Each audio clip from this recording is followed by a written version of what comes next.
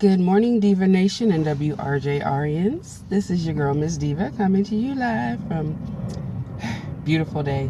I think any day we wake up, it's a beautiful day. Even when it's raining or whatever. We woke up this morning. So, some of us really don't sleep. Not going to say any names. I'm glad to be awake. Well, today's question comes from a young lady out in... I just drew a blank. Man, getting old is not for amateurs.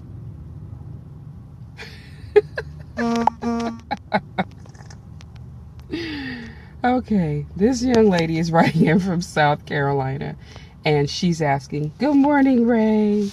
I don't know if it's early for y'all, but it's way early for me. She wants to know, when is it okay to give your significant other a key to your home? My thing is this: if there's kids involved and he didn't father those kids, he's probably not going to get a key to my home unless there's real commitment involved, like an engagement ring or something like that. And the reason for that is I don't want people running in and out of my kids' lives like that.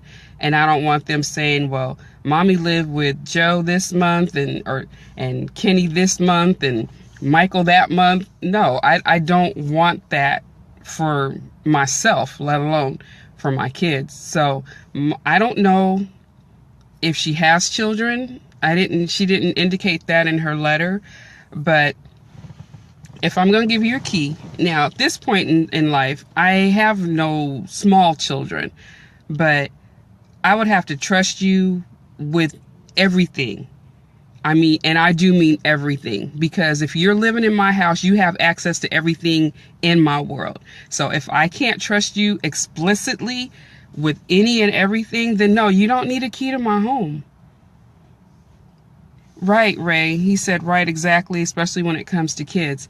That's not a chance I'm willing to take as far as just having any and everybody in and out of my house. So, those are things you have to decide for yourself, though. If you can trust this person, then, that's really your decision to make. Me personally, not going to let the boyfriend move in unless there's a solid, or not move in. Give him a key unless there's a solid commitment. If we've decided we're going to live together, of course, we both have to have a key. But that means if I'm at that point, then I trust you with my life. So, really?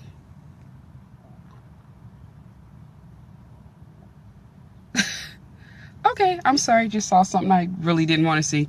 So, again, got to make that decision for yourself, especially if you have kids. You have to think about them first, especially if they're young. Do y'all mind? Especially if they're young children, you have to consider all those things before you do something like that. So, that's it for the moment. Good morning, Al. I'm going to go back into the email and look at some more letters.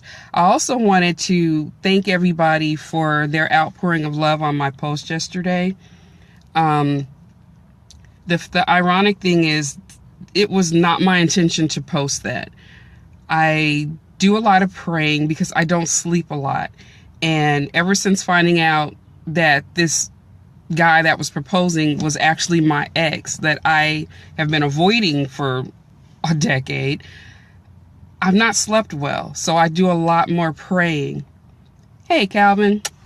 So, and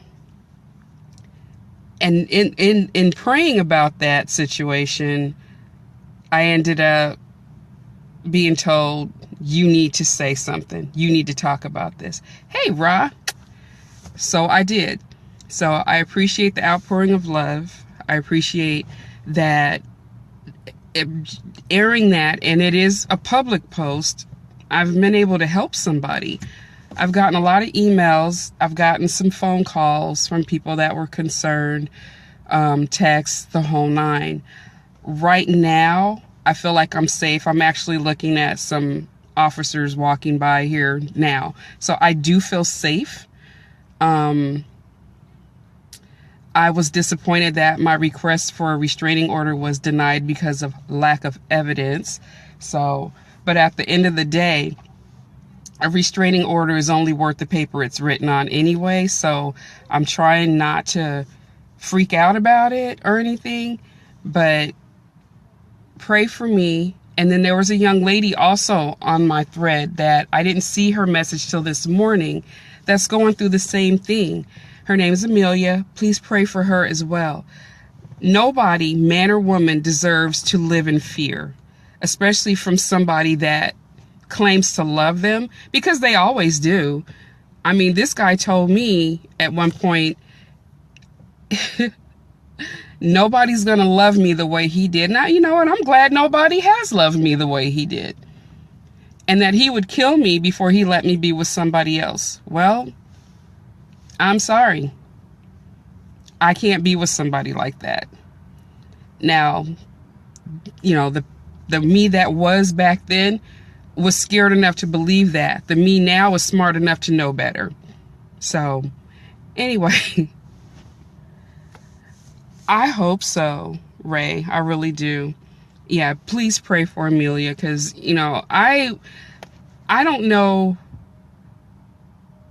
what prompted me to just all in that moment decide I'm done. I know God had a hand in it, but at the end of the day, I did get out of that situation. She's still trying, so please, please pray for her.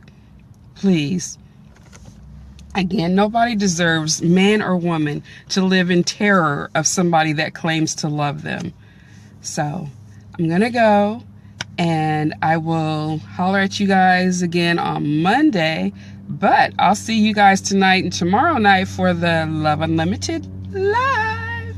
And that's starting at 11 out east, 8 p.m. out west, and then Sunday, look at all that love.